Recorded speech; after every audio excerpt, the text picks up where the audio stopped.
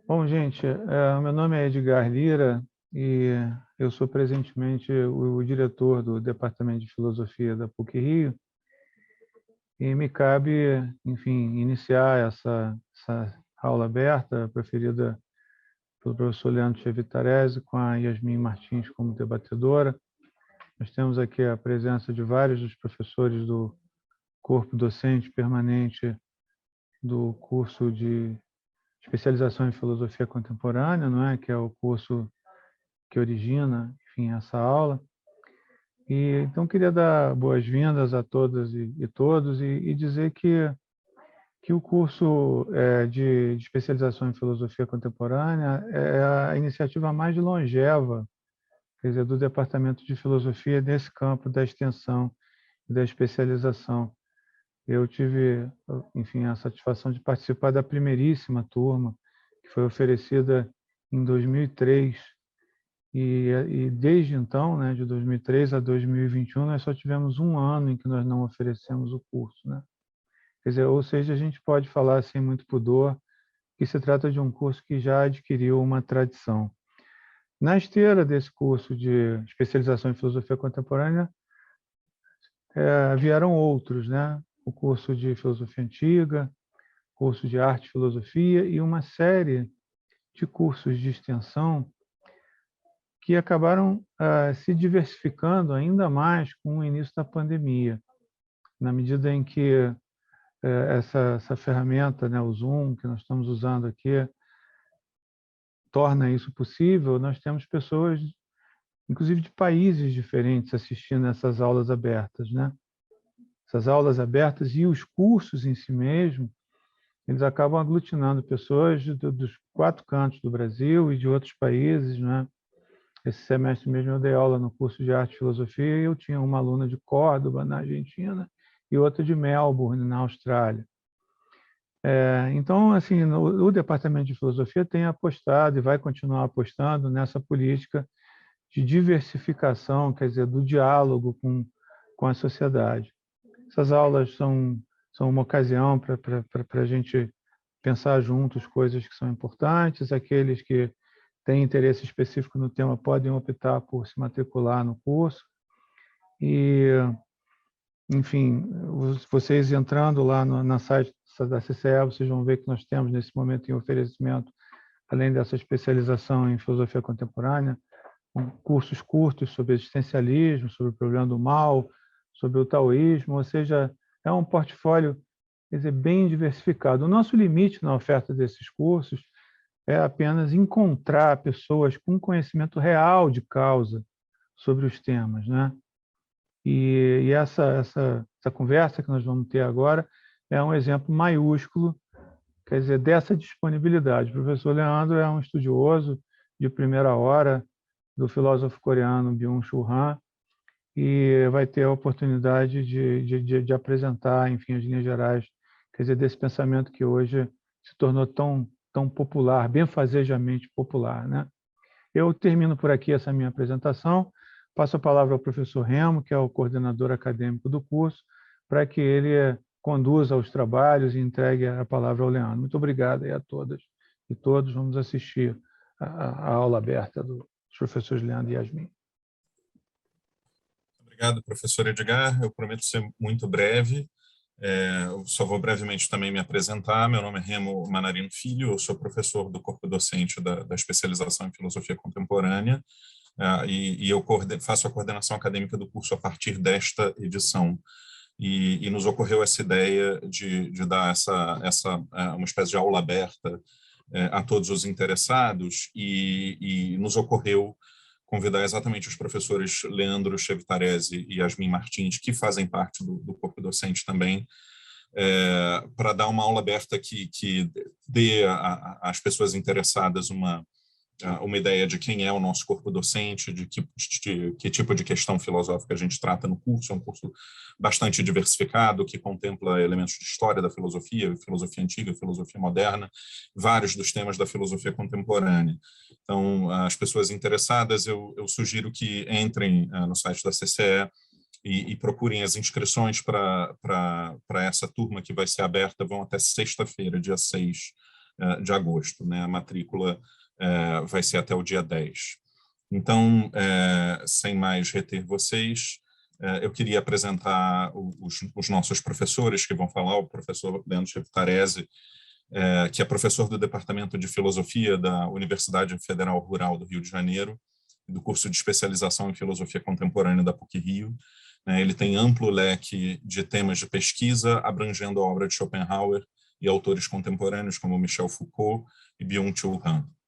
A professora Yasmin Martins, a nossa debatedora, é professora do curso de especialização em Filosofia Contemporânea da PUC-Rio, psicanalista e cursa estágio pós-doutoral na UFRJ, e atualmente pesquisa a relação entre a violência contra as mulheres e a crise ambiental, partindo de filósofas ecofeministas e da obra de Silvia Federici.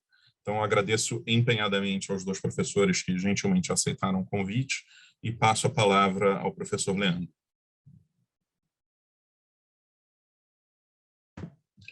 Boa noite a todos. Queria agradecer, então, o convite, saudar meu amigo Edgar Lira e o professor Remo, que está agora como coordenador recentemente, então, do curso de especialização em Filosofia Contemporânea. Saudar também a professora Yasmin e os demais professores que puderam estar aqui presentes, né? Como o professor Rafael, a professora Carlota, Gustavo, e as outras pessoas demais que eu já estou aqui reconhecendo e fico feliz em poder rever alguns aqui. Bom, a nossa a proposta de hoje é tratar dos principais elementos da filosofia do professor, né, e filósofo Byung-Chul Han. Ele é um filósofo de origem coreana, né, radicado na Alemanha, e atualmente ele leciona na Faculdade de Filosofia e Estudos Culturais de Berlim, né? E eu vou trazer alguns elementos da obra desse autor, ao qual tenho me dedicado nos últimos anos, e para que a gente possa fazer aqui um pouco uma conversa sobre ele, bater um papo, debater, né? Que a gente possa tentar ver quais são as principais questões que surgem na análise desse autor.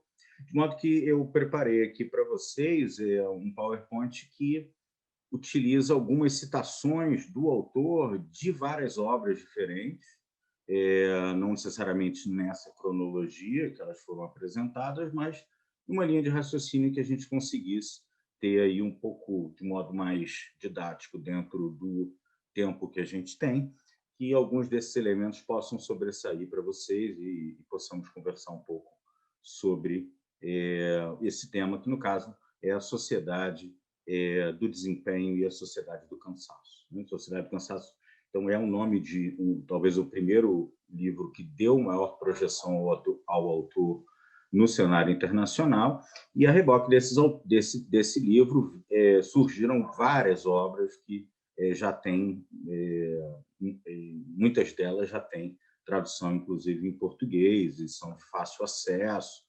Isso, aliás, é uma característica um pouco do autor. Ele escreve de uma maneira acessível, né? Ao mesmo tempo traz elementos que têm uma razoável complexidade teórica, o que é uma conjunção muito interessante.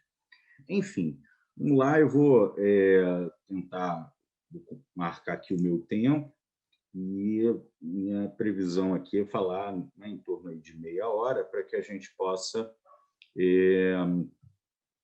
e a partir disso, conversar um pouco sobre esse tema, né?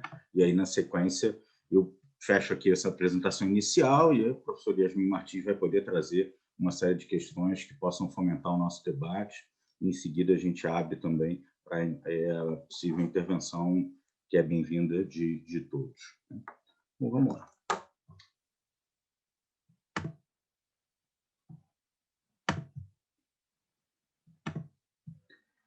Bom, está aí o nosso folder de divulgação, né?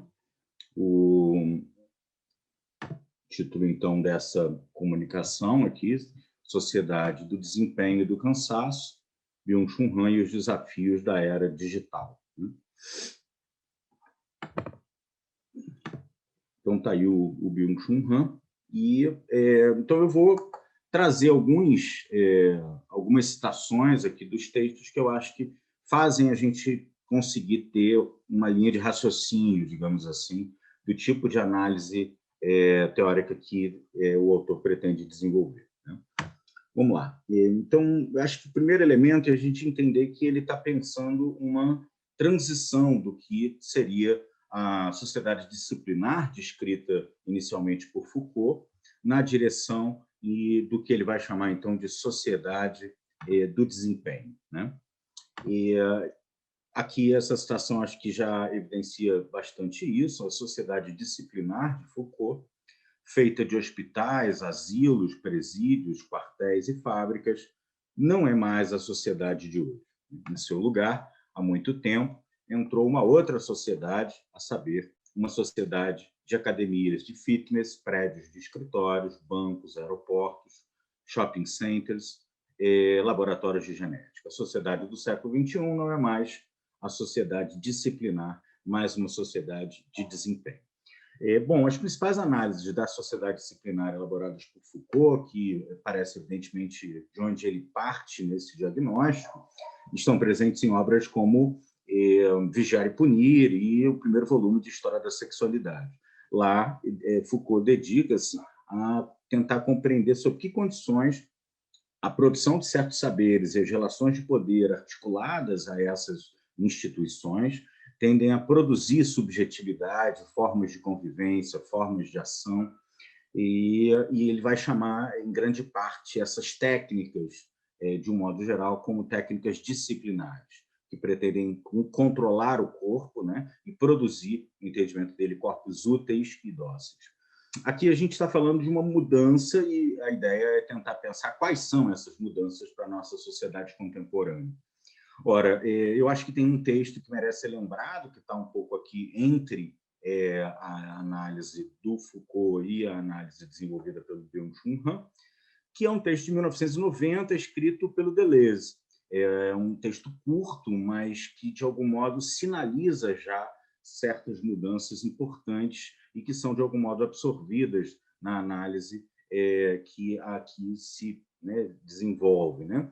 Esse texto chama-se Pós-Scriptum sobre as sociedades de controle, em que o Deleuze fala sobre uma mudança na estrutura das relações de poder e dos mecanismos de subjetivação através da ideia de controle. Isso, para ele, tem diretamente a ver com mudanças na dinâmica do capitalismo e com as novas tecnologias de vigilância e de monitoramento, né?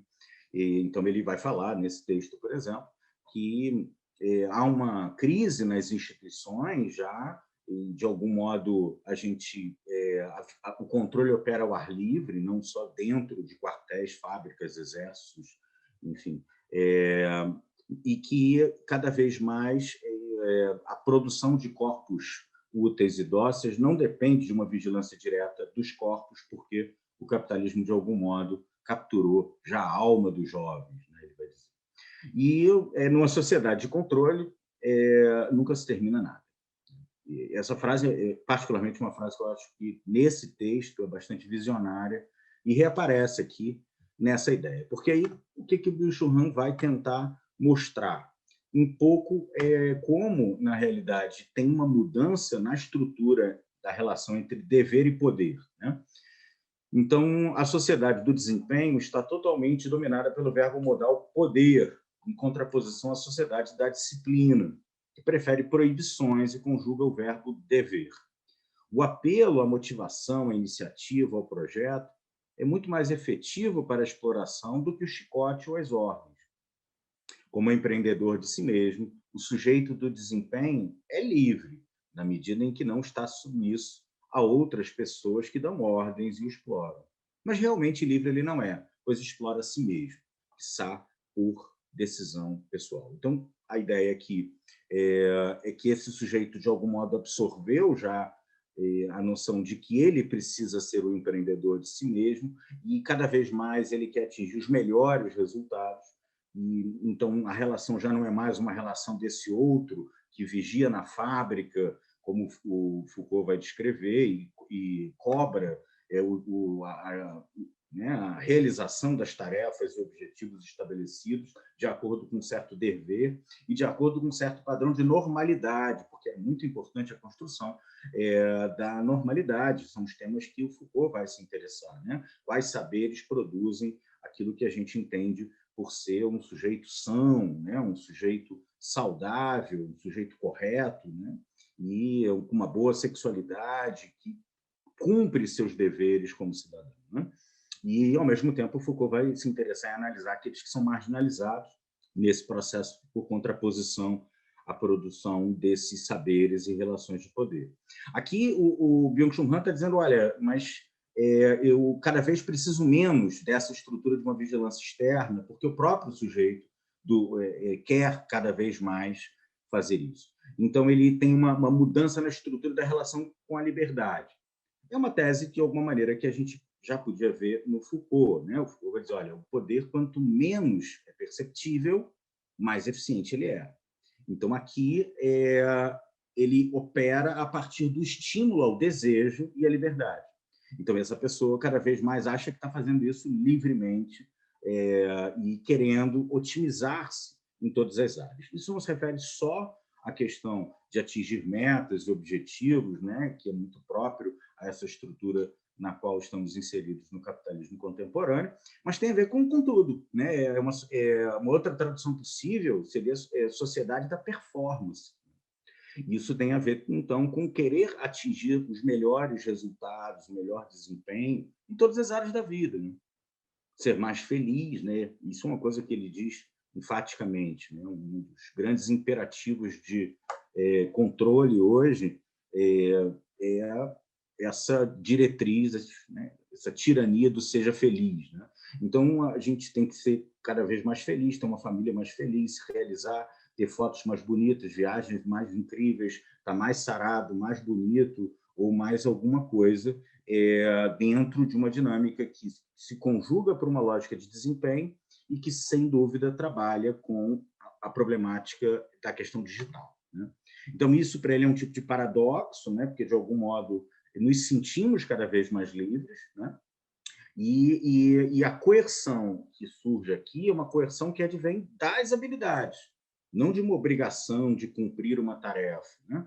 Mas a liberdade das habilidades gera até mais coações do que o dever disciplinar, que profere ordens e proibições.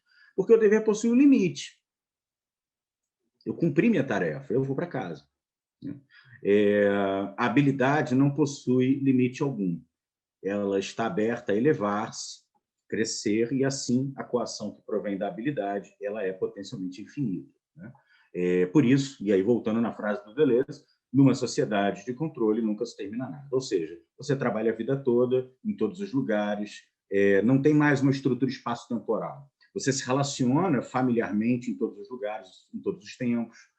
Você cuida da sua família em todos os lugares, em todos os tempos, e isso nunca termina. Não é mais alguma coisa seccionada. Isso vai gerando um processo de aceleração e de cobrança, que é uma autocobrança do indivíduo, que o autor entende está na base de uma série de psicopatologias contemporâneas que têm se tornado cada vez mais efetivas na atualidade. Então, as enfermidades psíquicas, como a depressão e o burnout, são expressões dessa profunda crise da liberdade. São um sinal patológico de que a liberdade está se transformando em coação. Então, isso tem muito a ver com... Peraí, vou voltar. Isso tem muito a ver com esse cenário tecnológico, né? Quer dizer, o aparato digital, aí, a relação com desempenho muito forte, né? Então, o aparato digital ele torna o próprio trabalho móvel. Todos carregamos, né? Isso como um depósito de trabalho, né? Assim, não podemos escapar do trabalho. Só que a sedução se dá pela liberdade, pelo desejo. Os smartphones que prometem, então, a liberdade, deles surge um tipo de coação fatal. É a coação da comunicação. É como se eu já não conseguisse mais deixar de responder, de me comunicar, de saber, de procurar saber de tudo e intensamente realizar tudo aquilo que me é solicitado, me é demandado, né? O tempo todo, continuamente.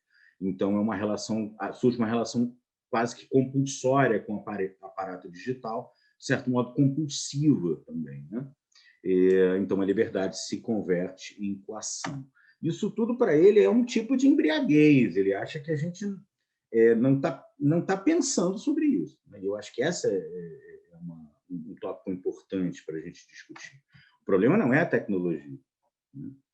A questão é que a tecnologia opera numa velocidade muito mais rápida do que a capacidade que a gente tem de pensar sobre qual é a relação que a gente quer ter com ela, seja num sentido existencial, ético, social, jurídico, e é como se desde sempre você já tivesse como que tomado por isso, né? Então ele acha que as consequências dessa cegueira, dessa estupidez, tem muito a ver com um tipo de crise que de algum modo ele quer que surja como problema, né? E a gente volta lá, a filosofia surge com espanto, né? A gente tem que começar a se espantar dessas coisas, né? O que está acontecendo? Que tempo é esse no qual vivemos? E ele acha que isso tudo vai gerar uma configuração que ele chama de enxame, né? Um outro livro, que é o enxame digital, né? Esse enxame ele já não é mais uma massa, um povo, um grupo que tem uma alma, um espírito. A alma é aglomerante, né? Unifica em torno de algum tipo de causa, algum tipo de nós. Os indivíduos que se juntam em um enxame não desenvolvem nenhum nós. Não lhes caracteriza nenhuma consonância que leve a massa a se unir em uma massa de ação. O enxame digital, diferentemente da massa, não é em si mesmo coerente. O que ele é, então? Ele é apenas uma manifestação explosiva de uma dinâmica intensa de afetos. E se trata aqui, então, de fato, de compreender que a mídia digital ela é uma mídia de afetos, e as redes, em grande parte, demandam reações afetivas, elas não convidam a pensar, elas são como que pós-hermenêuticas, não há nada mais o pós-dialógico. Não se trata de algo a ser interpretado ou um diálogo a ser construído, mas alguma coisa que eu reajo. Então, a comunicação digital torna uma descarga de afetos instantânea possível. Já por conta da sua temporalidade, ela transporta mais afetos do que a comunicação analógica. A mídia digital é, desse ponto de vista, uma mídia de afetos. Isso gera uma série de problemas em uma série de áreas, né? Uma delas é o que ele chama, né, curiosamente, de shitstorm, né? Que enfim, o tradutor gentilmente traduziu por uma onda de indignação, né? Mas storm é tempestade e shit eu tenho certeza que vocês sabem o que é. Então, esse efeito, né, que ele acha que surge de reação, de indignação na rede, é possível numa cultura que opera na lógica do desrespeito e da indiscrição. Ela é, antes de tudo, um genuíno fenômeno da comunicação digital. O problema é que isso tem a ver com o estado de exceção. Por quê? Porque o shitstorm, quando vem, seja pela causa que for, né, você suspende direitos. O sujeito já foi acusado, já foi condenado, já foi execrado, já foi possivelmente assassinado, seja moralmente, né, seja até mesmo as vias de fato, como em alguns casos nós sabemos que ocorre. Né? Então, ele faz uma associação, né, fazendo uma relação com Carl Schmitt, né? Então, em vista do shitstorm, será preciso redefinir essa ideia de soberania. Né? Então, segundo o Carl Schmitt, aquilo que decide pelo estado de exceção, né? Agora, na revolução digital, a gente precisaria talvez reformular um pouco isso e pensar que talvez o poder soberano tenha muito a ver com essa disposição do shitstorm na rede. Uma outra associação interessante é que o poder soberano, para o Foucault, era o poder de matar. O poder disciplinar é o poder de gerir a vida. Ele vai dizer fazer viver, né, e deixar morrer. É o poder da disciplina, das instituições, da escola, da fábrica, do exército, do hospital. Eu adequo, normalizo e deixo que alguns, de algum modo, que não se adequam, sejam marginalizados e excluídos. Mas o poder soberano é o poder absoluto, né? É o poder de fazer morrer. Tem toda uma discussão a partir disso que atravessa o Agamben, né? quando ele vai recuperar o problema do estado de exceção, ele vai dizer que hoje, talvez, as nossas democracias modernas, aparentemente, se mostram como sociedades democráticas e de direito, mas muitas vezes operam como estados de exceção, né? Porque e aí ele recupera a figura daquele sujeito que é o matável, né? Aquele que é o homo sacer, a expressão que ele usa para isso, tem a ver com alguém que talvez não seja morto, mas, de algum modo, um cidadão que é tomado como um cidadão de segunda classe, né? Isso ele está tentando pensar isso dentro da dinâmica também de como operam as redes sociais, né? Mas tem outros problemas, né? Eu vou tentar colocar alguns aqui. Uma outra questão tem a ver com o problema de como essa exposição da intimidade, né, que não é mais algo que se faz como uma obrigação, uma vigilância, né? O Foucault falava de vigilância hierárquica, sanção normalizadora e exame. É assim que operam todas as instituições. Não é à toa que as escolas se parecem tanto com os hospitais, com os manicômios, e todas elas se parecem com as prisões. Isso o Foucault está falando lá, mas lá a vigilância é coercitiva, ela é obrigatória. Aqui não. Aqui é uma sedução a isso. Então, há uma falta de distância, a intimidade, né, sempre convidada a ser exposta publicamente, e parece que o privado, né, tende a cada vez mais desaparecer. A comunicação digital, ela fornece um tipo de exposição quase pornográfica, né, da intimidade na esfera privada. As redes sociais se mostram também como espaços de exposição do privado. Nesse sentido, isso tem um efeito meio tirânico, né? Que é um outro livro que ele explora mais isso, que é a questão da sociedade da transparência. Essa absolutização do valor expositivo opera como uma tirania da visibilidade. Por quê? Porque se não for posto em imagem, se não for divulgado, se não for visível, então não é real. Tudo deve tornar-se visível. O imperativo da transparência coloca em suspeita tudo que não se submete à mais absoluta visibilidade. E é nisso que está o seu poder e a sua violência, né? Então, bom, Descartes falou, penso, logo existo, né? Agora, posto, logo existo, né? É um critério de existência, um critério de realidade, né? E há, ainda que muitas vezes de modo imperceptível, um movimento tirânico de coerção à visibilidade. Enfim, isso tudo tem a ver com um tema que no Foucault era forte, que é essa história do panóptico, uma visão total, né? Mas no Foucault, o panóptico era uma torre central que vigiava, né, vigiaria os presos das celas, e essa vigilância faria com que as pessoas, se sentindo vistas por alguém que estivesse na torre, adequariam seu comportamento à expectativa de corretude, né? Aqui parece que todo o globo está se tornando um único panóptico, né? Não existe um fora desse panóptico. Por isso que ele chama de, em outro termo que ele usa, biovigilância digital, panóptico digital, que é um panóptico total, no sentido de que ele é aperspectivista, não tem mais um foco pelo que, ou a partir do que eu teria uma perspectiva de análise. Ele não se depende mais de nenhum tipo de muro, né?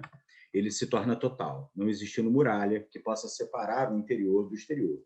Google, redes sociais que se apresentam como espaços de liberdade, estão adotando cada vez mais formas panópticas, né? Então, isso tem a ver com toda uma discussão sobre Big Data e os efeitos psicopolíticos disso, né? Tem um livro especificamente que ele tenta aprofundar isso, que chama-se Psicopolítica, né? E ele entende que toda a operação dos algoritmos hoje, né, dos Big Data, são instrumentos psicopolíticos muito eficientes, pois permitem alcançar um conhecimento do comportamento humano, conhecimento abrangente das dinâmicas de comunicação social, e isso opera como trata-se de um conhecimento de dominação, que permite intervir na psique num nível inconsciente, num nível pré-reflexivo, né? Seja por interesses políticos, seja por interesses econômicos, né? Ou seja, ambas as coisas, né? Então, o problema é que tudo isso tem a ver com aquilo que a gente estava falando no início, isso vai esgotando as pessoas. Essa máxima vigilância, essa hipervigilância, essa aceleração, ela cada vez torna difícil que nós sejamos capazes, né, de pensar sobre qual é a relação que a gente quer ter com isso tudo. Então, essa coerção da hipervigilância, da hipercomunicação, da aceleração, ela impede que fechemos os olhos. Ela é responsável pelo que ele chama ser um esgotamento neuronal desse sujeito do desempenho, né? Já não é mais uma coerção externa, é uma autocoerção que o sujeito colapsa interiormente, né? Então, esse demorar-se junto às coisas, né, que eu costumo chamar de uma outra experiência do tempo, um se permitir fechar os olhos, mostrar-se da conclusão, de fato, a percepção só pode ser concluída num repouso contemplativo, né? Então, parece que a gente tem como que isso agonizando, né? Isso tem diminuído, as pessoas estão conectadas o tempo todo, né? E parece que o excesso de informação nos torna cada vez menos capazes de pensar sobre essa informação, né?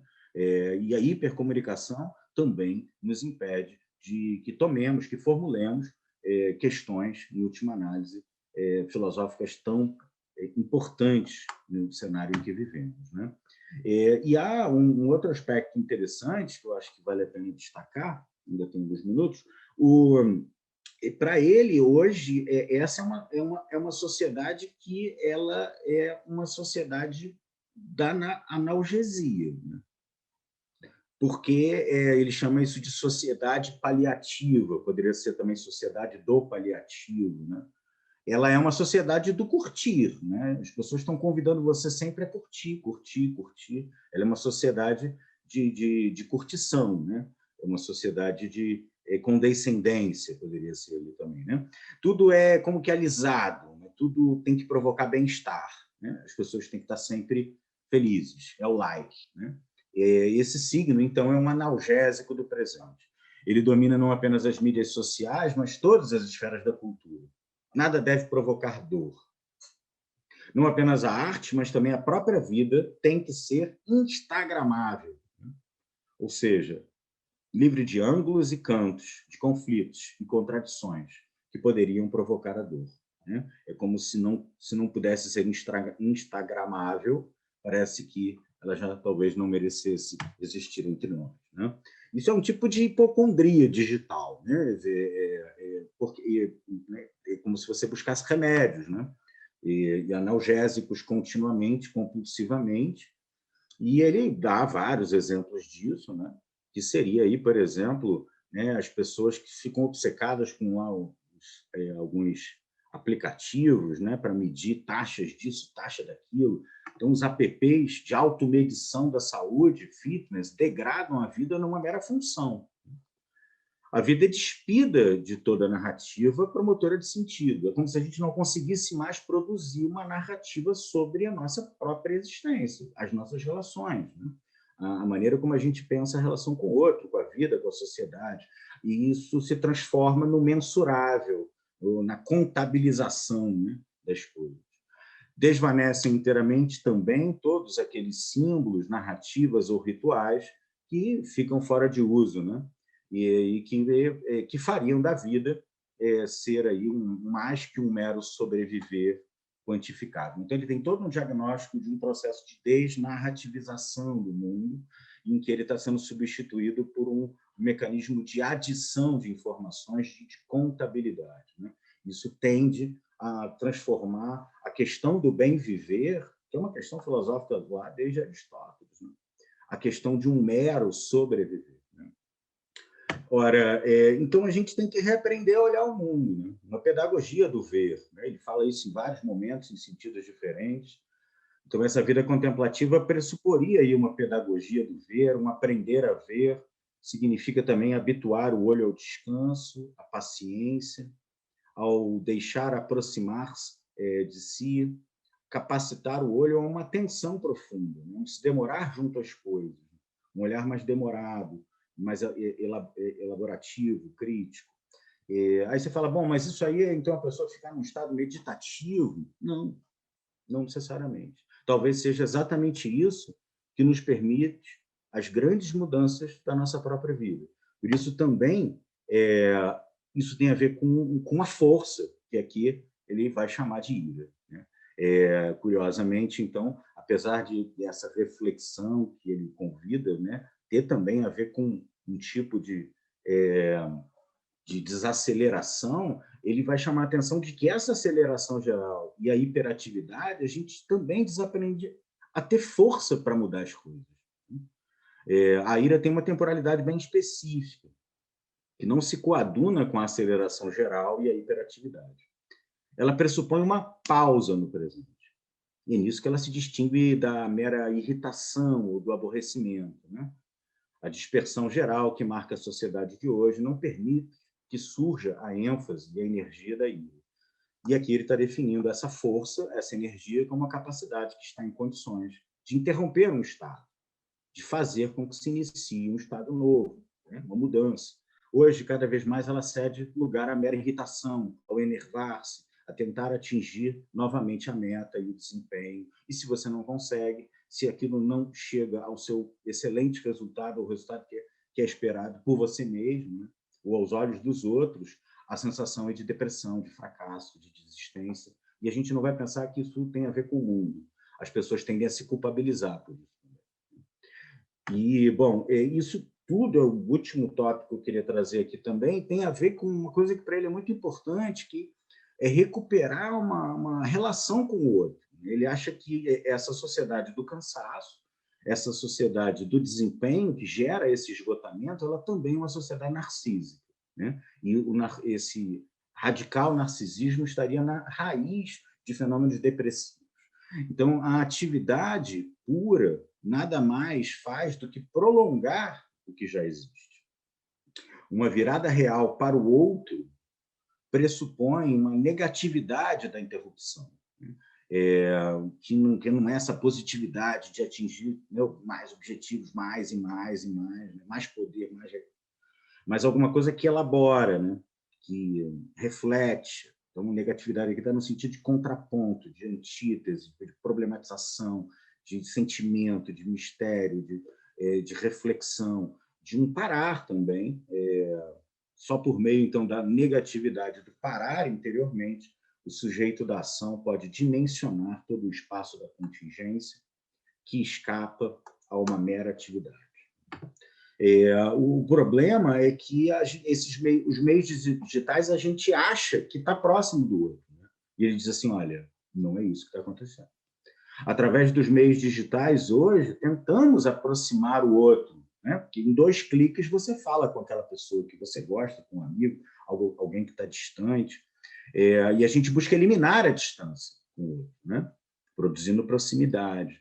Mas, na realidade, é completamente diferente eliminar distâncias do que, de fato, uma proximidade com esse outro.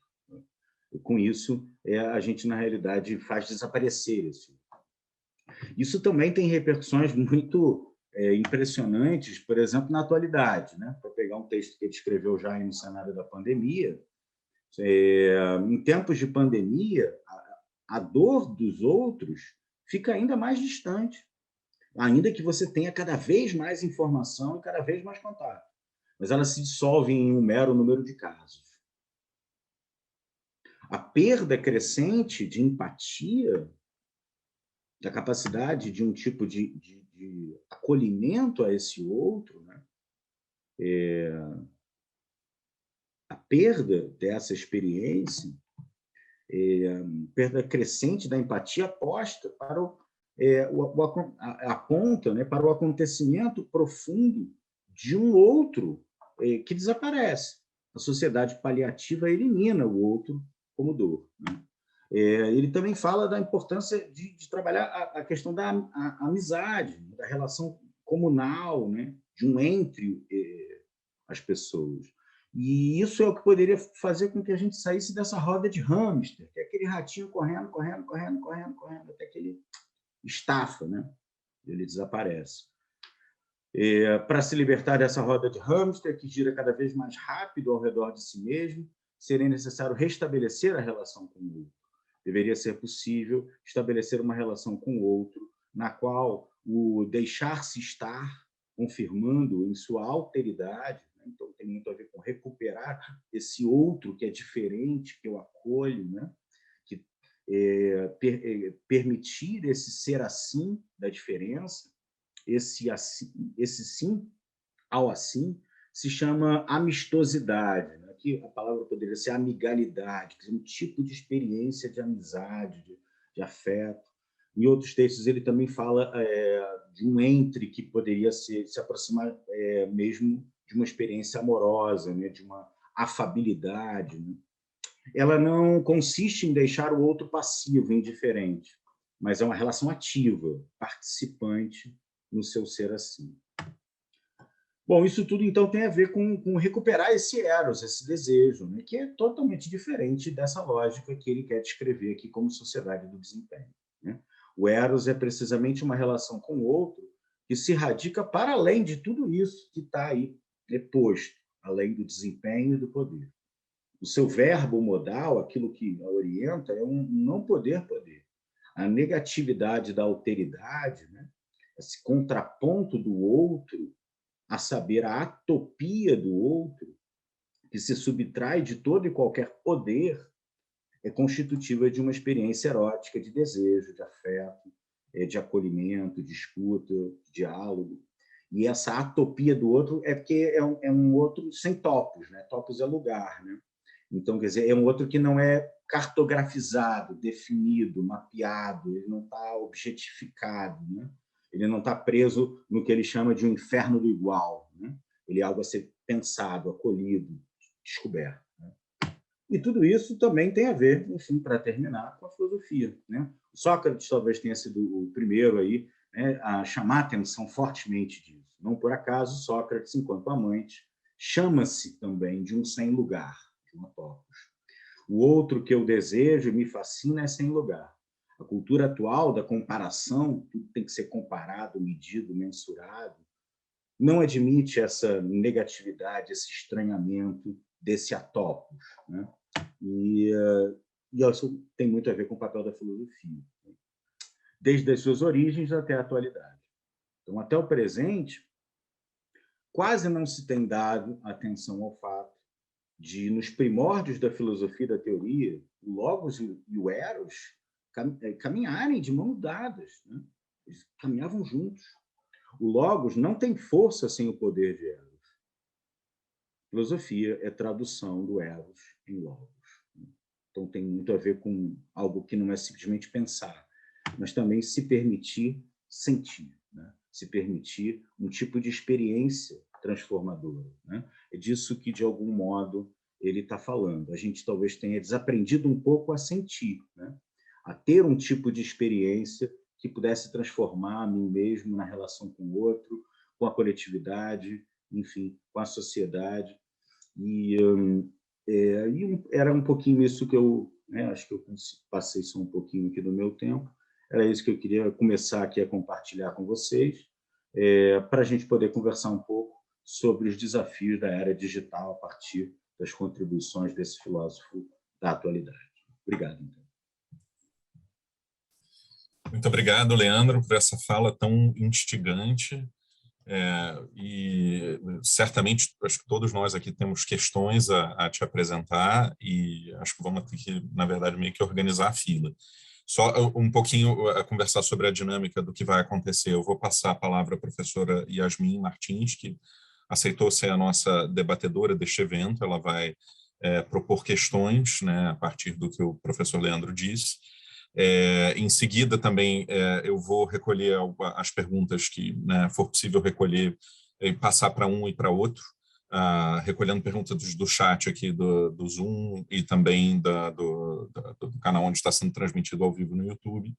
E aí eu passo a ambos. E, por fim, para encerrar o evento, eu vou pedir aos professores do corpo docente da especialização em filosofia contemporânea que estão presentes aqui, para que se apresentem muito brevemente, só, né, falem a respeito da disciplina que dão em 1 ou 2 minutos brevemente, para que as pessoas tenham uma ideia a respeito do nosso programa, que foi, enfim, engendrado com tanto cuidado e tanto zelo pedagógico. Então, a primeira coisa a fazer é passar a palavra à professora Yasmin. Yasmin, fica à vontade. Obrigada, Remo.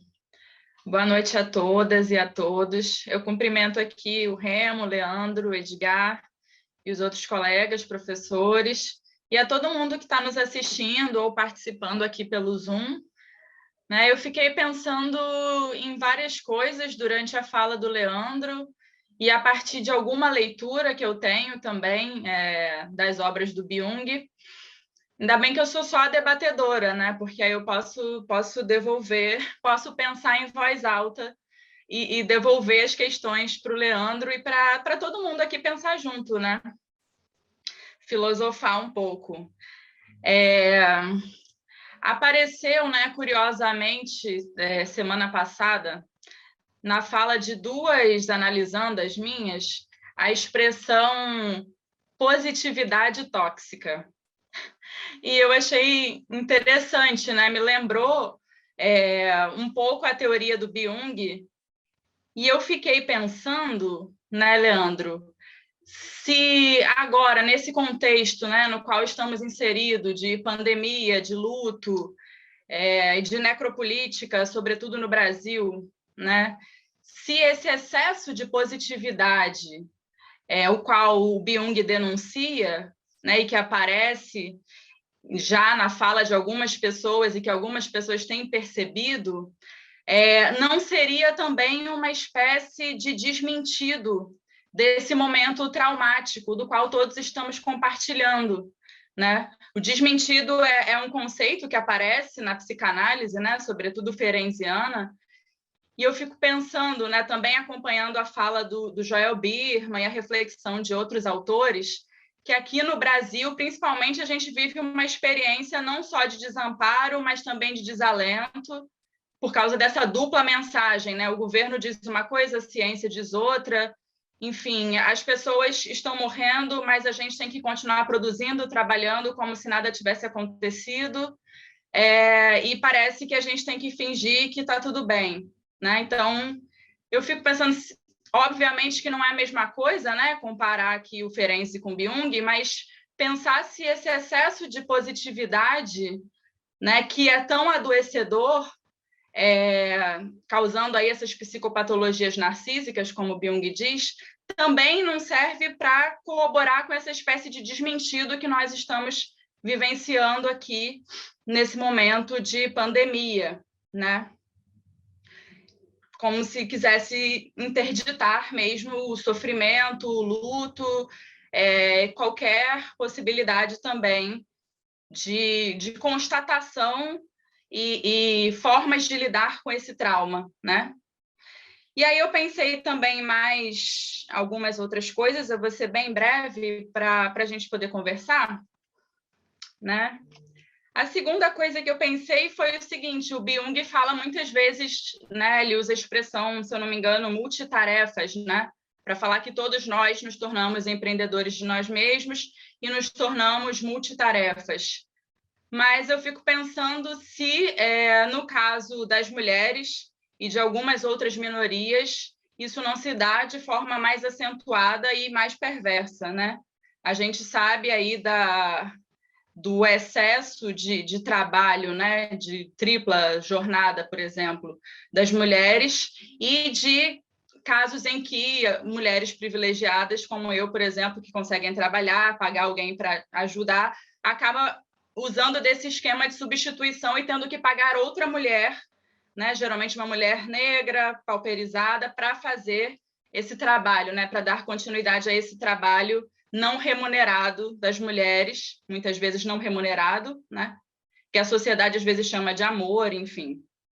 Então eu fiquei pensando, né, nesse excesso que causa o burnout, etc., a depressão, que destrói a autoestima, mas que se dá de forma mais grave, me parece, né? No caso das mulheres e de algumas outras minorias, né?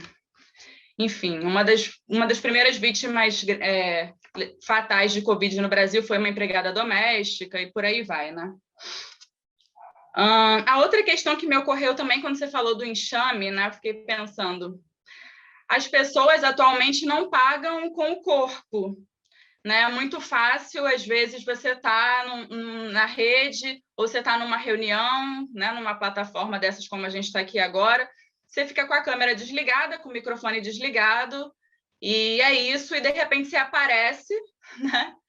E joga todos os seus afetos ali, e cada um que se dane, né? E que lute para lidar com aquilo que você falou, com a sua agressividade, com os seus afetos, né? Me parece que tem acontecido bastante isso, até em algumas aulas, onde a pessoa, na sala de aula, ela tem que pagar com o corpo, né? Presencialmente. Então, essas relações presenciais me parecem, né?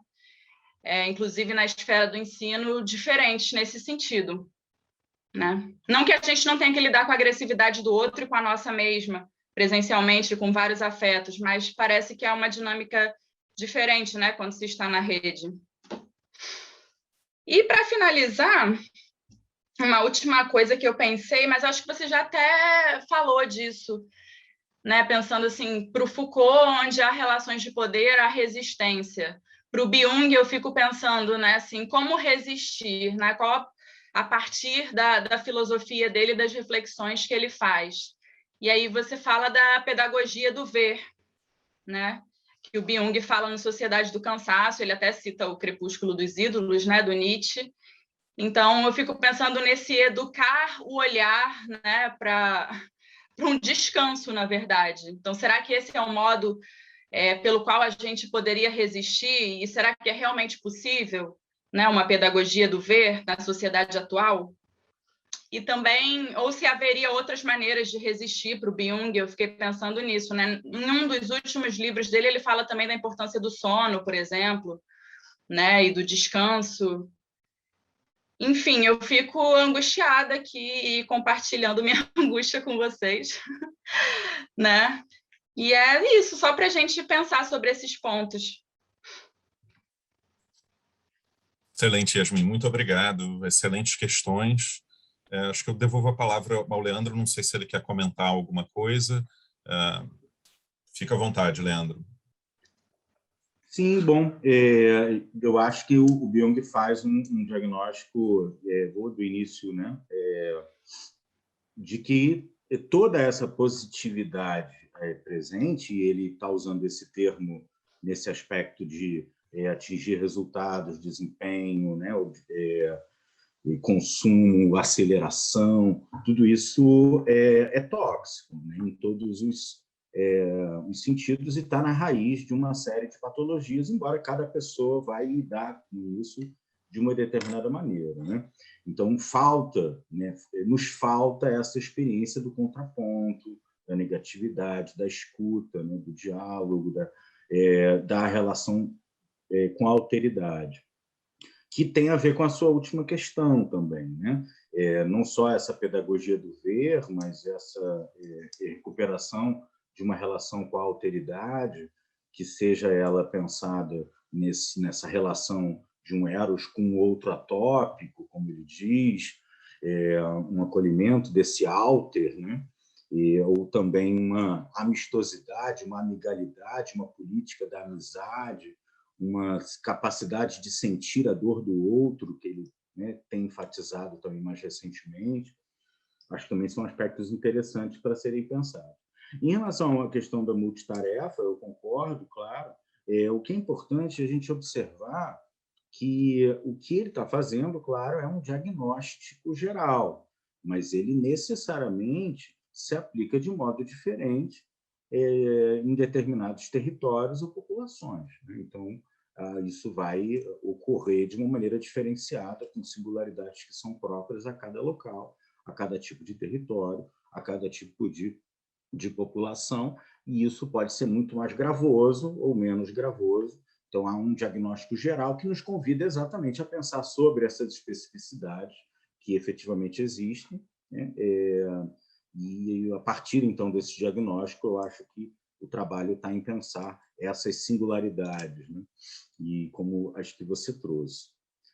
Em relação à questão do enxame, de fato, ele faz uma distinção importante entre afeto e sentimento. Então, a sua pergunta me lembrou, talvez, a importância de destacar isso, né? Ele acha que o que acontece na rede é uma reação ali, de descarga emocional, afetiva, que é diferente, ele usa palavras diferentes para tratar disso, a diferença de um tipo de elaboração de um sentimento que tem um significado, que tem uma narratividade, que tem alguma coisa que eu elaboro e que, de fato, presencialmente parece ter uma configuração muito diferente do que o que acontece nas mídias digitais. Então, é como se a estrutura da mídia, o modo como ela opera, ela fosse convidativa à manifestação das descargas afetivas, do ataque do enxame, ou do shitstorm, do que a capacidade de dialogar, de ouvir, de escutar, né? E de elaborar um sentimento e até expô-lo, claro, para o diálogo, para o debate. Mas parece que as pessoas, em algum momento, nós entendemos mal isso, né? Porque a gente supôs que o grande desafio da democracia, por exemplo, fosse conferir liberdade de expressão às pessoas, né? E está claro que o problema não é esse, né? O grande desafio, um deles, pelo menos, sem dúvida, é a capacidade de ouvir, né? Porque está todo mundo falando sozinho, né? Está todo mundo descarregando afetos e parece que há pouca capacidade de escuta. E essa capacidade de escuta tem a ver com a capacidade também de esvaziamento de si, né? De acolhimento da fala, da diferença, de um outro ponto de vista, né? Enfim. E, bom, para fechar, acho que essa questão da relação que você fez com Foucault, que, de fato, chama a atenção da problemática da resistência, né? E fala como toda relação de poder pressupõe a possibilidade, ainda que virtual, de uma manifestação de resistência, porque ela opera sobre pessoas que, de algum modo, têm a liberdade de reagir, de transgredir, de tensionar, de produzir outros saberes e configurar novas relações de poder ou de contrapoderes aos padrões hegemônicos, aos padrões de normalização. Então, de fato, isso aparece, e acho que o Byung-Chul Han deixa pistas interessantes para a gente pensar isso também, como essa da pedagogia do ver, a recuperação da relação com a alteridade. Acho que a importância de uma experiência do tempo me permita colocar a questão sobre qual é a relação que eu quero ter com a tecnologia. Isso é um problema filosófico. Isso precisa ser tomado como um problema filosófico, né? E, enfim, uma última destaque, né? Eu acho que tem a ver com essa questão do sentir comum, né? Uma frase interessante, por exemplo, que ele diz no Sociedade Paliativa, né? E aí eu destaco só, ele vai dizer, olha, o fermento de toda revolução, né? De toda transformação social é um sentir comum. O problema é que cada um de nós parece que só está disposto a sentir a sua própria dor e cada vez mais a gente sente menos. Isso tem a ver com essa analgesia que ele descreve, né? Coletiva. Então, é claro que a produção de um nós e de uma ação coletiva que possa ser uma ação política, ela depende de uma capacidade de um sentir comum, um fermento das transformações sociais ou das revoluções, né? Enfim, mas teria muitas coisas para falar sobre isso, as questões foram ótimas, acho que posso voltar para o Remo aí para que ele continue conduzindo, vejam se tem outras questões, se a gente pode conversar um pouco mais. Excelente, Leandro, vamos te prender um pouco mais sim, porque há muitas questões muito interessantes aqui no chat. Eu vou dirigir algumas para o Leandro e algumas para a Yasmin. Primeira pergunta para o Leandro, feita pela Arlinda Moreno. Ela diz que Heidegger, em Gelassenheit, afirma que a ausência de pensamentos é um hóspede sinistro que, no mundo atual, entra e sai em toda parte. Aqueles do enxame digital estariam, então, diluídos no pensamento calculante e abandonados do pensamento meditativo, eu aproveito só para complementar a pergunta, te perguntando sobre se é possível mapear a influência de Heidegger sobre o Chung Han. Bom, perfeito. Eu acho que é exatamente isso, esse texto, né, sobre Gelassenheit, que em geral é traduzido por serenidade, né, em que ele fala sobre a diferença entre o pensamento calculativo, que ele chama lá de pensamento calculativo, e de um outro tipo de pensamento, que seria esse pensamento meditativo. Acho que isso se aproxima enormemente daquilo que o que o Byung-Chul Han está propondo, sem dúvida. E a gente, para falar sobre a influência, me parece bastante significativa. Vejo também, até pelas citações que ele traz, uma influência também de discussões que estão muito presentes no Benjamin. Mas, sem dúvida, o Heidegger é um autor fundamental para essa análise, que começa a discussão sobre a Gestalt, sobre a técnica, e há várias questões que eu acho que estão profundamente inspiradas em análises que remetem ao Heidegger, e, inclusive, ele fez doutorado sobre o Heidegger, né? Mas uma relação já também direta. Mas, na obra dele, ele dialoga com muitos autores, né? Ele traz, né, eu trouxe elementos aqui do Foucault, tem Heidegger, tem Benjamin, ele cita muito o Nietzsche, e tem uma constelação de autores com os quais eu acho que ele faz questão de trazer e, de algum modo, tensionar um pouco a relação do que ele está pensando com o que esses autores pensaram. Mas acho que a associação que foi proposta é muito significativa. Perfeito. Vou dirigir uma pergunta agora a Yasmin. O Jackson Ichikawa, da Universidade Federal de Rondônia, trouxe o caso da Simone Biles, né? E ele pergunta, depois de algumas considerações, como podemos interpretar, à luz das ideias de Han, essa situação bastante atípica em que uma atleta que certamente se cobra ao extremo e que está inserida nessa sociedade do desempenho, mas que acaba assumindo não estar bem, desiste de competir. Sim. É difícil, né, essa pergunta, mas eu acho que é um modo de dizer não, né? Um modo de resistir também, já que a gente está falando disso, e de desfazer esse desmentido do qual eu estava falando, né, que existe atualmente. Então, de poder reconhecer o seu sofrimento psíquico, né, e trabalhar isso de alguma forma, ao invés de reproduzir essa lógica de desempenho e competitividade, né? Eu li um pouco sobre o caso dela, da atleta, e, enfim, são vários casos de abuso, né, na ginástica, não só na ginástica, mas também em outros esportes. Ela, inclusive, foi uma das atletas que sofreu abuso em vários sentidos, né? Uma outra, inclusive, se suicidou, que era uma das colegas dela, né? E parece que ela está com uma espécie de problema que se chama twist. Não sei se vocês leram sobre isso, que é quando o ginasta vai fazer alguns saltos, né? Ele tem uma espécie de perda de noção e de controle do movimento do corpo. Então, ele pode sofrer um acidente grave, né? Até ficar tetraplégico, porque ele não vai conseguir cair corretamente, por exemplo. Parece que ela está com alguma questão nesse sentido, não sei se é neurológica também, né? Além do sofrimento psíquico dela. Então, eu acho que foi uma atitude extremamente importante e que mostra para a sociedade que mesmo pessoas que são associadas à alta performance, né, e que trabalham com isso e são incentivadas dentro de uma lógica de competição, podem reconhecer um momento de parar, né? É uma outra pedagogia, não sei se uma pedagogia do ver, mas pelo menos do reconhecer o seu limite e o seu próprio sofrimento, né? Ao invés de se autoexplorar em nome de uma medalha para aquele país, por exemplo.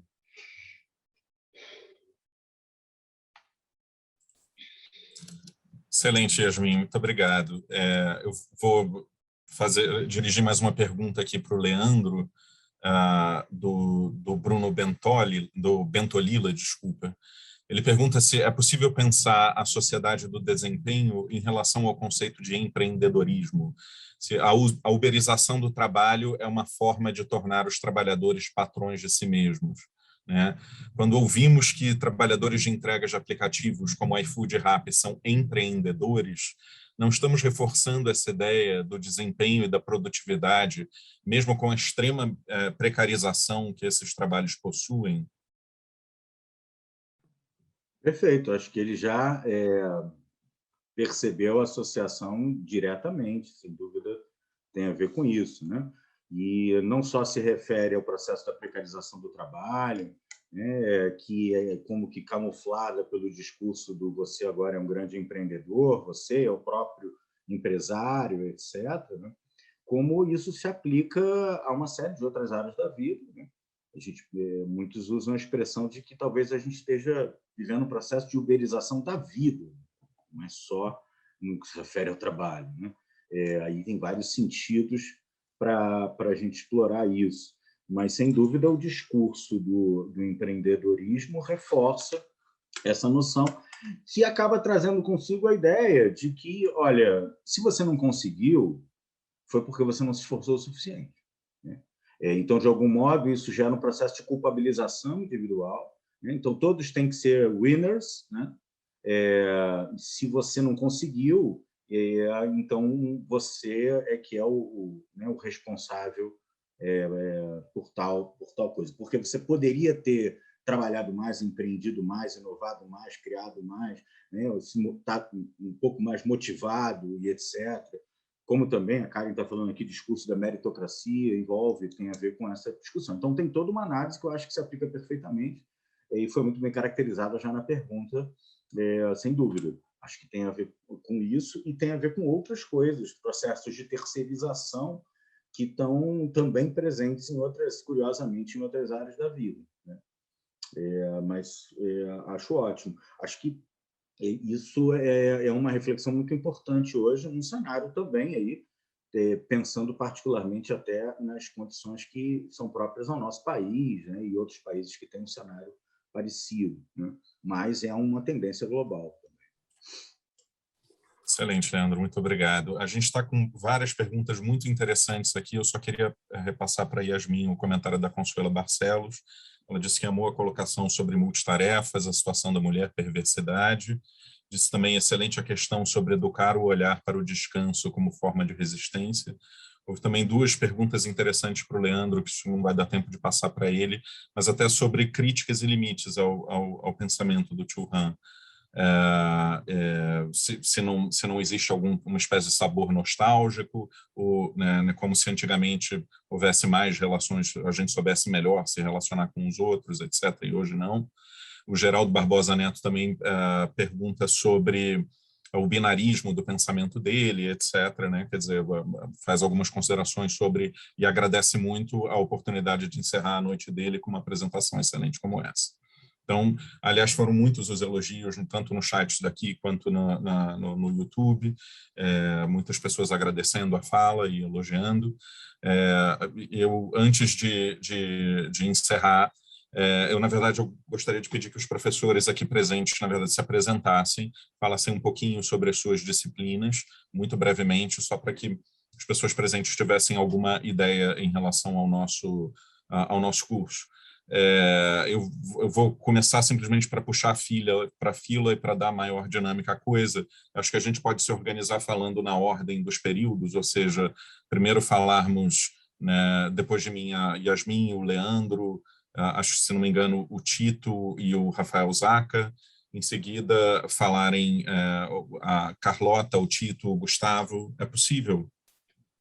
Então, vamos começar. Na verdade, eu vou começar, talvez eu seja o professor menos adequado para começar falando do curso, porque dentro do curso de especialização em filosofia contemporânea, eu dou uma disciplina de filosofia antiga, que, quando o curso foi concebido, foi entendido como uma disciplina de necessária contextualização histórica, que, na verdade, eu acho muito bem colocada, porque, de fato, muito do que aconteceu de mais interessante no pensamento contemporâneo, a partir aí do século XX, foi uma espécie de multifacetada revisita à Grécia, muitas vezes e de análise da nossa herança grega, né? Muitas vezes criticamente, até com uma disposição mesmo de denúncia dessa herança grega, muitas vezes com o propósito de resgatar lá alguma possibilidade de pensamento inexplorada, muitas vezes com o propósito mesmo de uma espécie de revisita psicanalítica às nossas origens civilizacionais, aos nossos condicionantes de pensamento e de maneiras de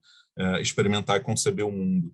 Então, a disciplina ela serve muito para isso, ela dialoga, é uma disciplina de história da filosofia antiga, em que a gente começa conversando sobre a potência própria do discurso mítico, inclusive a sua potência filosófica, em que a gente conversa sobre a história da filosofia grega no período arcaico e clássico, dos primeiros filósofos da Jônia até Aristóteles, com toda a ocasião do mundo de discutir a noção de filosofia, de discutir essa autoimagem da invenção grega da filosofia e todos esses temas que estão bastante quentes hoje em dia.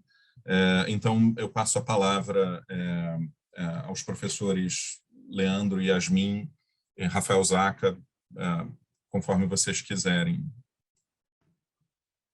Eu vou só, então, aproveitar também dizendo que, enfim, outras questões que foram colocadas não foram respondidas. Depois, se eu tiver possibilidade,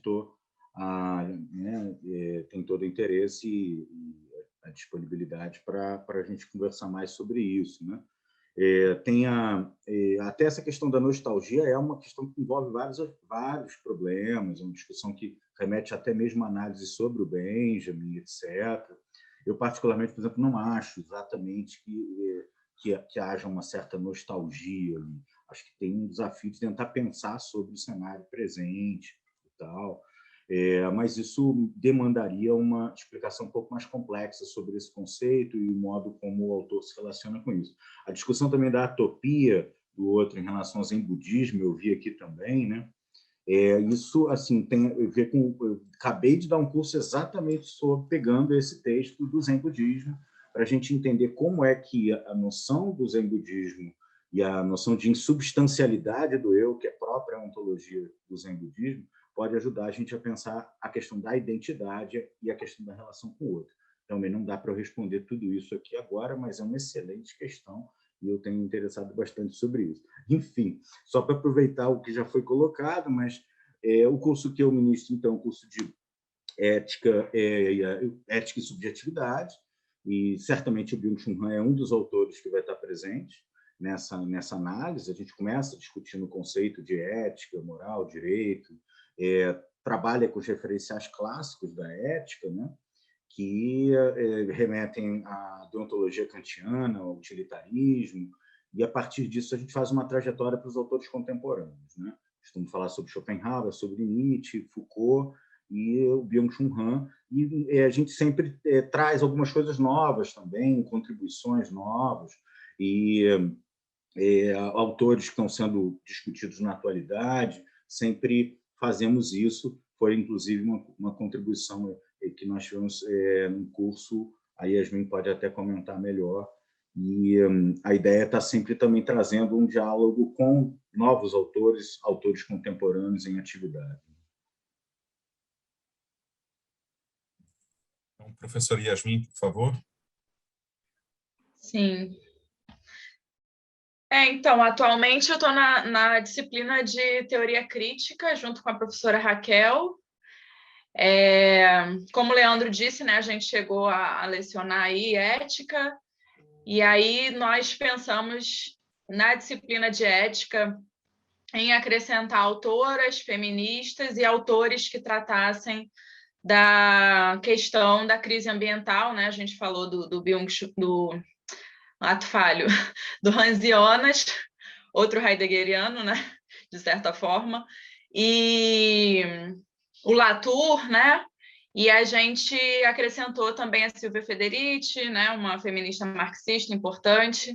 E na disciplina de teoria crítica são os autores da Escola de Frankfurt, né, ali da primeira geração, segunda geração, o Benjamin, Adorno, Horkheimer, depois Habermas, Honneth, e acabamos acrescentando agora também duas autoras mulheres, né, por demanda das turmas, que são feministas da teoria crítica, né? A Seila Ben-Habib e a Nancy Fraser. É isso, basicamente. E as discussões estão muito legais e é um curso muito interessante, né?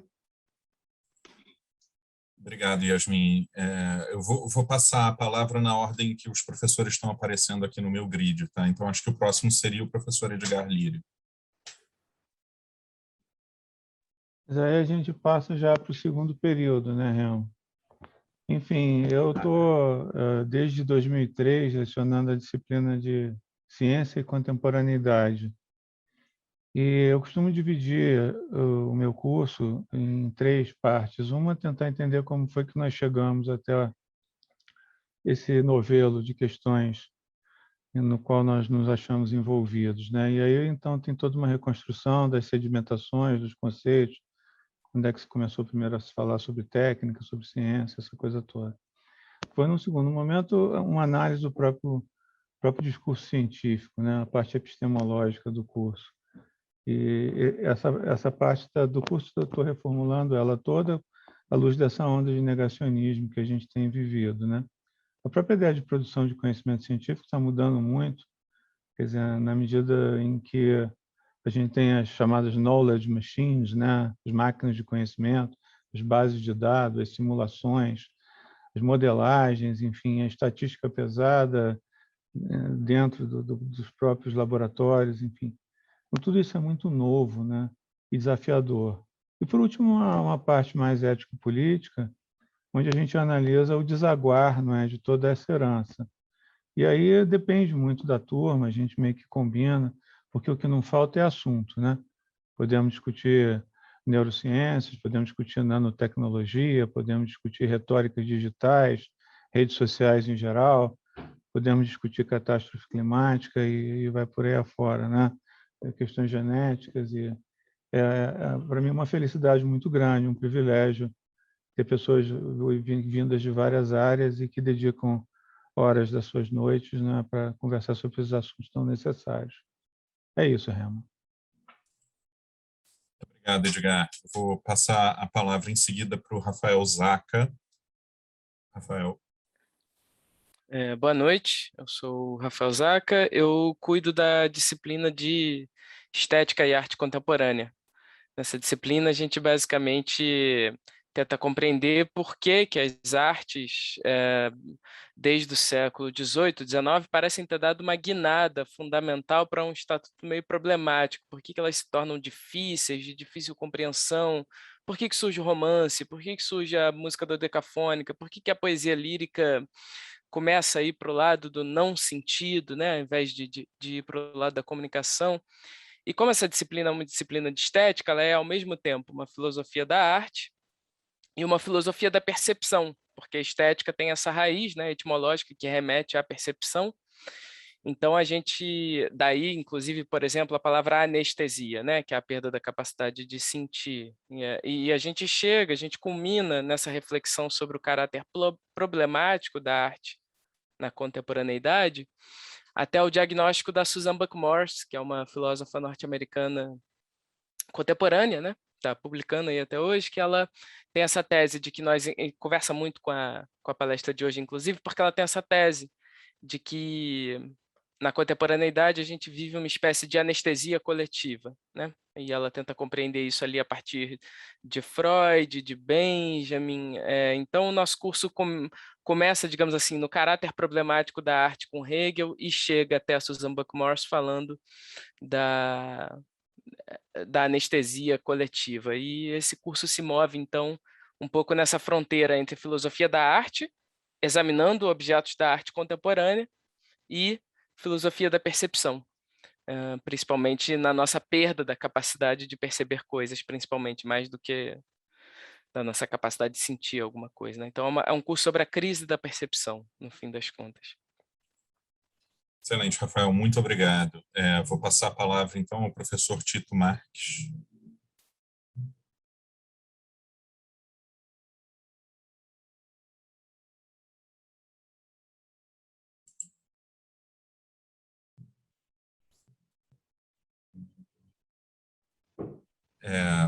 Tito, acho que a gente não está te ouvindo, embora o seu microfone esteja liberado, ligado. Está sem áudio.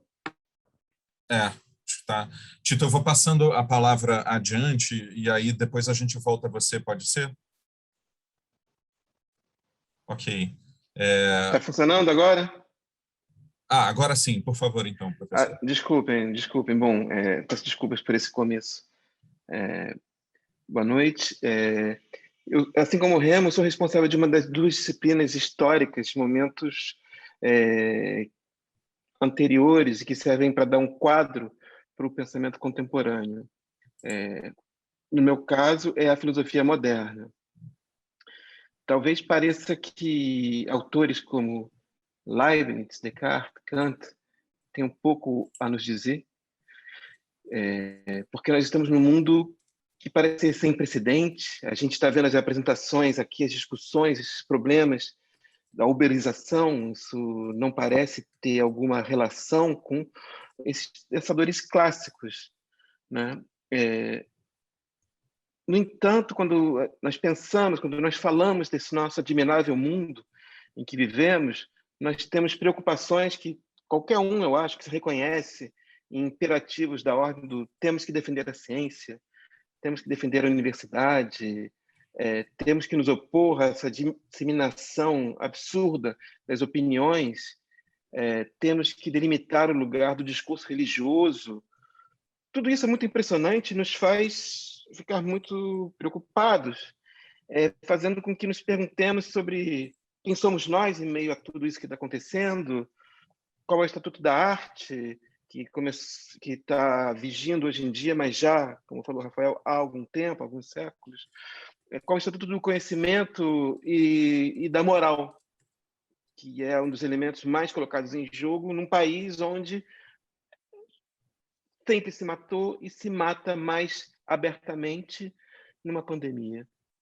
Só que esses temas todos que dão a nossa cara, que dão as nossas preocupações atuais, eles têm uma origem que nos ultrapassa. Quando você fala em estar defendendo a ciência, da preocupação em defender a ciência, você está se inscrevendo plenamente no projeto da filosofia moderna, no projeto da compreensão da necessidade de um projeto radical de saber.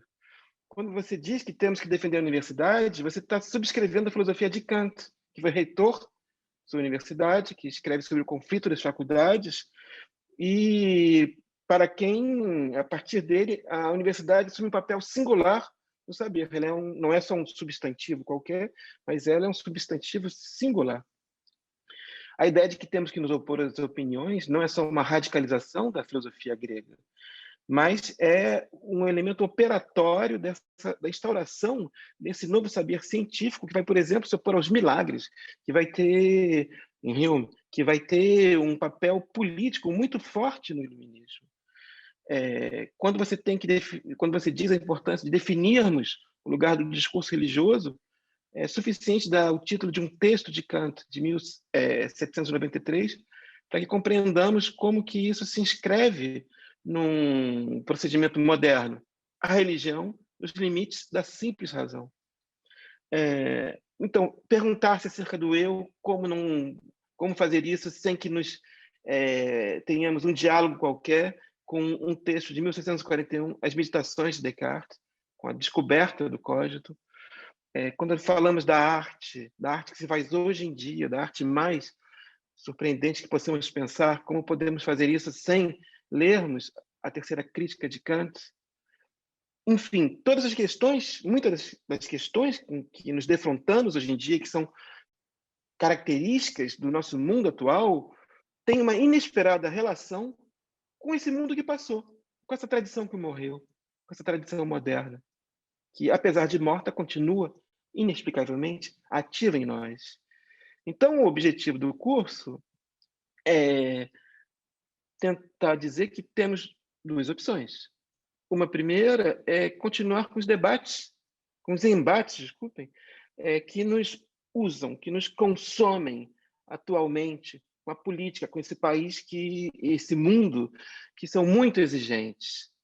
Ou então dar um espaço, refletir e se perguntar como é possível que uma tradição que está em crise, uma tradição que foi denunciada como morta, como é que ela como é que nós podemos reconhecer inesperadamente questões nossas nela. Então, a ideia do curso é tomar a filosofia moderna como um momento dessa tradição que é o mais próximo de nós. Não é nós, mas é um vizinho muito próximo, é uma sombra que nos acompanha, é uma espécie de um impensado que nós precisamos interrogar se nós queremos realmente nos liberar não só dos problemas atuais, mas do peso de uma tradição que continua a impedir caminhos mais livres para todos. É isso. Excelente, Tito. Muito obrigado.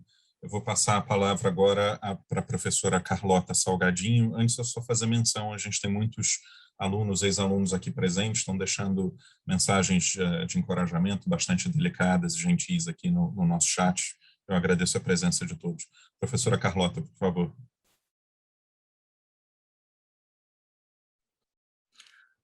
Oi, boa noite a todas e todos.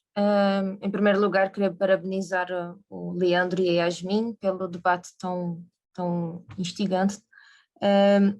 Bom, vou tentar falar muito rapidamente sobre a minha disciplina. Ela é talvez a mais específica do curso, Filosofia Analítica da Linguagem, então o próprio título da disciplina já nos direciona muito em termos de autores, e a opção que eu tomei, por enquanto, foi a de tentar oferecer uma base, não é? Tentar dar os autores que justificam, não é, que haja uma filosofia analítica da linguagem, e eu eu começo o curso explicando como as propostas de filósofos que ficaram para a história como os pais da filosofia da linguagem e também da filosofia analítica, Frege, Russell e Wittgenstein, como é que as principais contribuições deles, essencialmente sobre a teoria do significado, surgiram na filosofia moderna.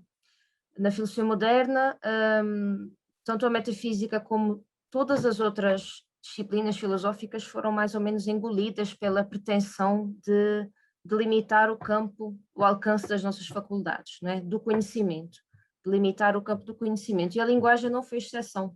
Então, os modernos tentaram localizar, né? Talvez eles sejam os que mais tentaram mapear todo o conteúdo, né, da nossa mente, nessa esperança, não é, de racionalizar tudo. Então, principalmente no empirismo moderno, com Hobbes e Locke principalmente, eles tentaram delimitar e descrever a linguagem como inserida nesse projeto que era essencialmente epistemológico, e com isso a linguagem deixou de ser vista como uma descrição, um reflexo do ser, como Platão julgava que era. Então eu começo com essa parte da filosofia moderna, explico como a linguagem ficou subterrada nessas pretensões de conhecimento, não é? E como alguns filósofos, como é o caso do Stuart Mill e depois o Frege, né, que precisa para edificar essa nova filosofia da linguagem, como eles saíram desse buraco mais ou menos em que os filósofos modernos colocaram a linguagem. Então o curso vai mais ou menos até ao J.L. Austin, mais ou menos dependendo do ritmo da discussão e da própria apresentação dos autores. Então eu geralmente começo com Hobbes e termino com J.L. Austin, e bom, é isso. O objetivo é dar alguma base no sentido de oferecer um certo entendimento de como a filosofia da linguagem começou na tradição analítica para leituras posteriores que os inscritos, quem fizer o curso, tiver interesse em ler. É isso. Muito obrigado, professora Carlota. Professor Gustavo Chatagnier, por favor, a palavra é sua. Boa noite a todos, a todas. Obrigado, Remo, Edgar, aos colegas, a todos que estão aqui. Parabéns a Leandro e Yasmin pelo debate rico. A minha disciplina é do terceiro período, se chama Filosofia Francesa Contemporânea, né? É um arco temporal e também um arco temático, né? Tem um filósofo, ele já tem seus 80 e tantos anos, Alain Badiou. Ele escreveu um livro recente ele acredita que a filosofia francesa contemporânea, com alguns nomes próprios, que são sintomas, apontam para questões aí, seria o terceiro grande momento da filosofia, né? Cuja fundação desse pensamento ocidental nos remete à Grécia. Haveria também um momento moderno aí, chave do idealismo alemão, com Kant, Fichte, Schelling, Hegel e outros pensadores, e o Badiou coloca lá para cima a filosofia francesa, que temos nomes como Foucault, Deleuze, né? E outros também, Derrida, Lyotard, né? Uma pleiade aí. Na turma mais atuante e viva, temos Jacques Rancière e Alain Badiou. Mas, pois, muito bem.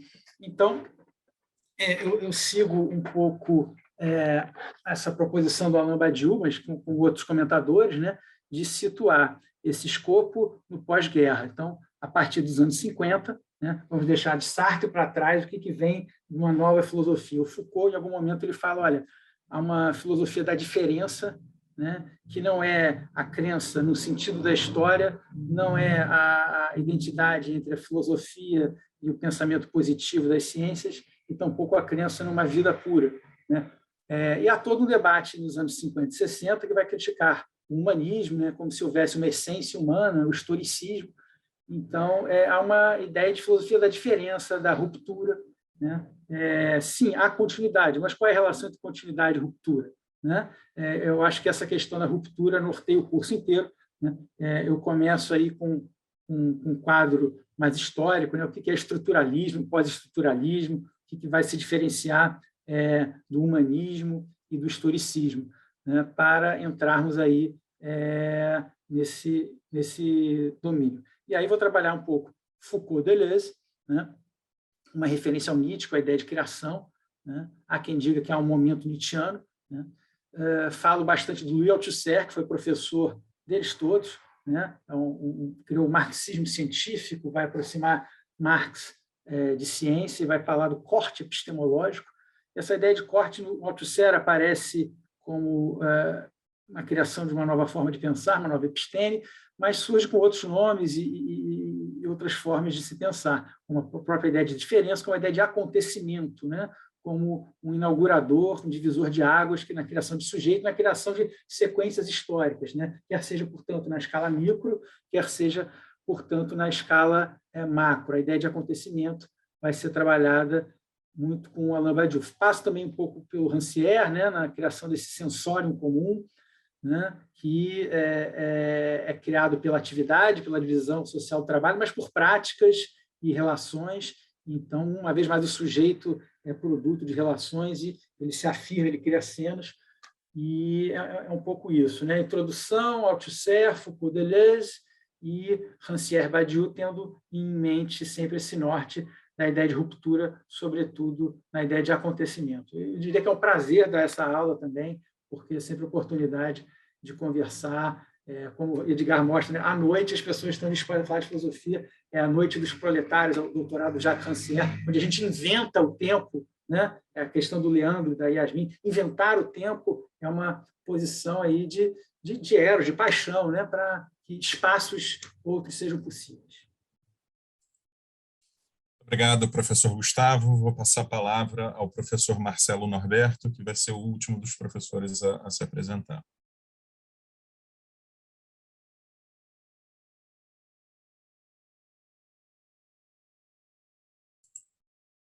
E eu acho que o professor Marcelo Norberto não está podendo falar, talvez porque ele tenha entrado por um link que não seja...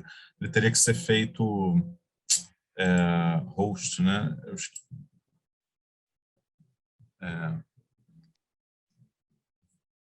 Eu vou ver se eu consigo contornar... Já está funcionando. Excelente. Bom, boa noite a todos. Prazer estar aqui, encontrar com os colegas, encontrar com tantas pessoas queridas, Carla, Giovanni, Tiago, Cláudia, Patrícia, Madá, que há muito tempo eu não vejo, e pessoas novas também, um prazer estar aqui. Eu dou a cadeira de Fenomenologia no segundo semestre, desde 2010. Nela a gente estuda um pouco essa corrente filosófica tão importante no século XX, né? Dedicamos um bom tempo a estudar as ideias centrais do seu maior nome, o filósofo alemão Edmund Husserl, né? E, basicamente, a gente vai analisar a importância da fenomenologia com a retomada da questão da existência do mundo para o pensamento filosófico, né? Vamos também nos aproveitar da matéria que o título dá belamente, também com um certo diálogo com a filosofia moderna, em que medida se distancia, em que medida continua o projeto moderno, e também avançar, digamos aí, nos limites do que o Gustavo dará, né? Até Sartre, digamos assim, para colocar as coisas, de como uma filosofia que surge como uma teoria do conhecimento tão voltado para a epistemologia vai ser a base provocativa de vários pensadores contemporâneos, como Heidegger, Sartre, Merleau-Ponty, Hannah Arendt, Max Scheler e tantos outros, nessa ideia desse desdobramento da fenomenologia na questão do olhar, da percepção, da liberdade, e assim a gente alcançar as questões contemporâneas que atingem a todos nós, né? É um prazer estar aqui e espero revê-los no começo do curso, no segundo semestre. Obrigado. Muito obrigado, professor Marcelo. Queria, então, encerrar o evento agradecendo imensamente a presença de todas as pessoas aqui, agradecendo imensamente novamente ao professor Leandro pela sua brilhante e instigante fala, a professora Yasmin por aceitar fazer o debate, que foi super interessante e motivador. E é isso, agradecer a presença de todos, lembrar que as inscrições estão abertas até sexta-feira, dia 6, para esta edição da turma de especialização em filosofia contemporânea da CCE PUC Rio. Então é isso, meus caros. Uma boa noite a todos e até a próxima.